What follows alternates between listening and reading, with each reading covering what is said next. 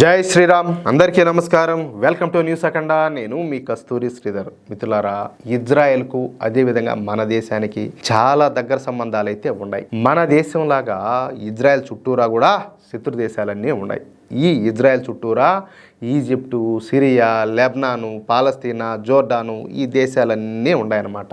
ఇవన్నీ కూడా అరబ్ దేశాలే. ఇక ఈ దేశాలన్నీ కూడా ఇజ్రాయెల్కు శత్రు దేశాలే. ఎప్పుడు ఏ చిన్న అవకాశం వచ్చినా కూడా ఈ దేశాలన్నీ కలిసి ఇజ్రాయెల్ను మింగేద్దామని చెప్పి చూస్తూ ఉంటాయి. అర్థమవుతుందా?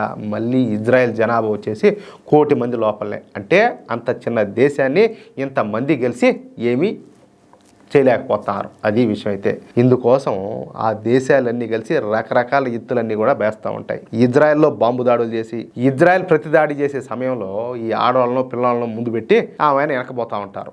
ఇంకోళ్ళు ఎంత వీరిలో సూర్యులో మీరు ఒకసారి ఆలోచించండి. అంటే యుద్ధం చేయడానికి బెదిరిచచ్చే ఈ పిరికి పందలంతా కూడా ఈ విధంగా పిల్లలను ఆడవాళ్ళను ముందు నిలబెట్టి ఈ మగవాళ్ళంతా కూడా తప్పించుకుంటా ఉంటారనమాట. ప్రస్తుతం గాజాలో జరుగుతుంది కూడా అదే. ఇక ఈ ఇజ్రాయెల్ అనేది ఒక లౌకిక రాజ్యం. అందరూ దీనిని యూదుల దేశం అని అనుకుంటారు. కానీ కాదు, యూదులు ఎక్కువగా ఉండేటటువంటి దేశం అయినప్పటికీ కూడా ఈ ఇజ్రాయెల్ కూడా మన దేశం లాగానే ఒక లౌకిక రాజ్యం అనమాట. అంటే ఒక సెక్యులర్ కంట్రీ.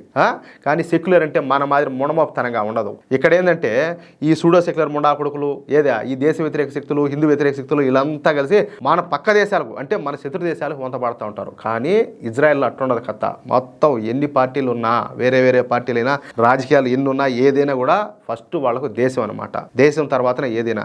రాజకీయంగా ఉంటే ఏదైనా చూసుకుంటారు. కానీ దేశం విషయంలోనూ, దేశ భద్రత విషయంలోనూ, దేశ ప్రజల విషయంలో ఎంత మాత్రం ఏ పార్టీ ఏ నాయకుడు కాంప్రమైజే గారు. మన మాదిరిగా అధికారం కోసమో లేకపోతే వాళ్ళ ప్రభుత్వాలు అధికారంలోకి రావాలని చెప్పేసి ఇట్లాంటి బోగస్ పనులు ఏదో చేష్టాలు అయితే వాళ్ళు చేయరు. అర్థమైందా? అది విషయం. ఇకపోతే ఈ ఇజ్రాయెల్లో కూడా మన దేశంలో ఉన్నట్టే ముస్లింల జనాభా చెప్పుకోదగ్గ స్థాయిలో అయితే ఉన్నది. ఇజ్రాయెల్ మొత్తం జనాభా 1 కోటి మంది అయితే వాళ్ళలో 18% జనాభా ఈ అరబ్ ముస్లింలే ఉంటారు. ఇక ఈ ఇజ్రాయెల్లో ఉండేటటువంటి అరబ్ ముస్లింలు సహజంగానే పక్కన ఉండేటటువంటి అరబ్ దేశాలకు మద్దతునైతే ఇస్తూ ఉంటారు. అందుకే ఈ ఇజ్రాయెల్లో తరచుగా బాంబు పేలుళ్ళు, మారణ హోమాలన్నీ కూడా జరుగుతూ ఉంటాయి. కానీ వీటన్నింటినీ కూడా ఇజ్రాయెల్ సమర్థవంతంగా ఎదుర్కోగలుగుతుంది. అందుకు కారణాలు 2 ఉన్నాయి.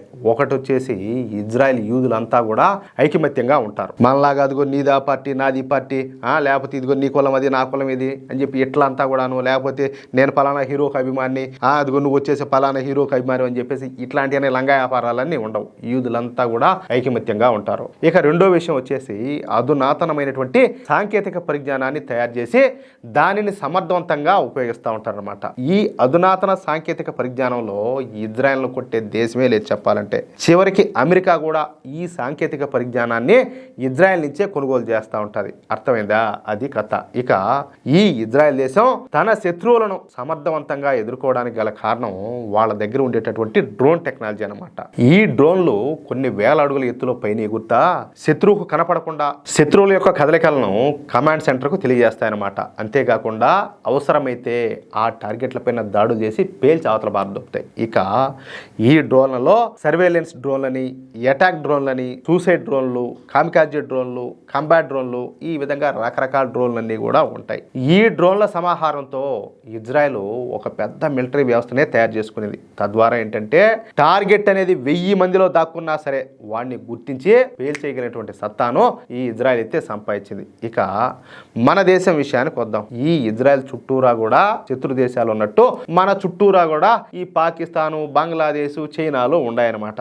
ఇవి గాక మన దేశంలో కాశ్మీర్ ఉండాలి. ఈ కాశ్మీర్లో పాకిస్తాన్ సంకలనం ఆకుతా మన దేశ నాశనాన్ని కోరుకునేటటువంటి జిహాదీగాళ్ళు వేల సంఖ్యలో ఉన్నారు. వేలు కాదు చెప్పాలంటే లక్షలన్నీ ఆశ్చర్యపోనక్కర్లా. ఎందుకంటే కేవలం కాశ్మీర్లోనే కాదు దేశం అంతా కూడా ఉన్నారు. అవునా కదా? అంటే మనము 3.5 వార్లో ఉన్నామన్నమాట.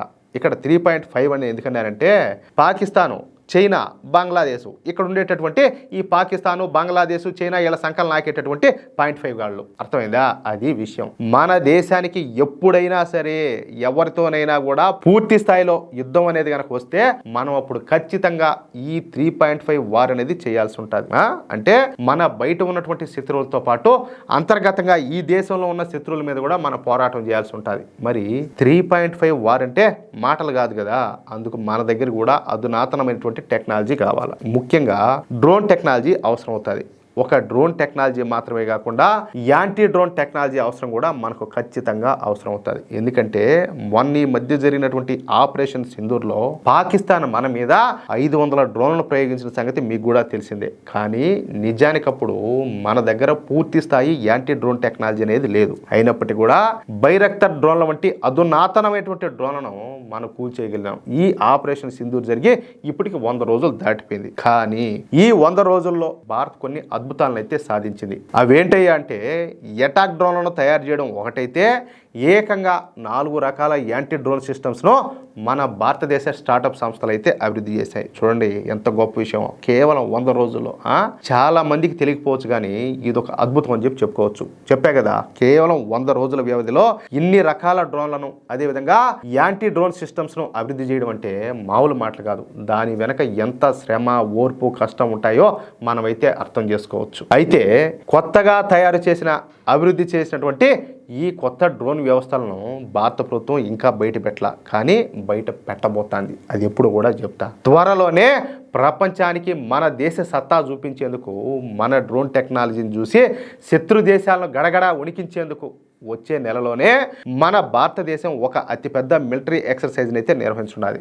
నిజం చెప్పాలంటే ఇది ఒక ఎక్సర్సైజ్ కాదు, ఒక యుద్ధాన్ని సృష్టిస్తారనమాట. పూర్తిగా ఒక యుద్ధ వాతావరణాన్ని సృష్టించి దానిని భారతదేశం ఏ విధంగా కంట్రోల్ చేయగలుగుతుంది, శత్రువుల యొక్క డ్రోన్లను ఏ విధంగా బద్దలు కొట్టగలుగుతుంది, శత్రువుల ఇంట్లోకి దూరి మన డ్రోన్లు ఏ విధంగా పనిచేస్తాయి అన్న విషయాలపైన పూర్తి స్థాయిలో అతి పెద్ద యుద్ధాన్నే నిర్వహించున్నారనమాట. ఇక ఈ మిలిటరీ డ్రోన్ల యుద్ధం అనేది అక్టోబర్ 6వ తేదీ నుంచి అర్థమవుతుందా 10వ తేదీ వరకు 5 రోజుల పాటు జరుగుతాయన్నమాట.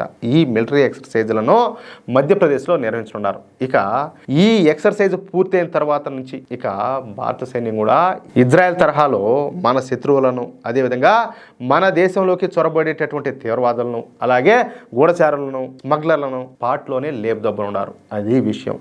చూడండి, రాను రాను మన రక్షణ వ్యవస్థలు అనేవి ఏ స్థాయిలో బలపడుతున్నాయో మనమంతా కూడా ప్రత్యక్షంగా చూస్తున్నాం. అది విషయం. అయితే మిత్రులారా, ఈ న్యూస్ కనుక మీకు నచ్చినట్లయితే ఖచ్చితంగా ఈ న్యూస్ నలుగురికి షేర్ చేయండి.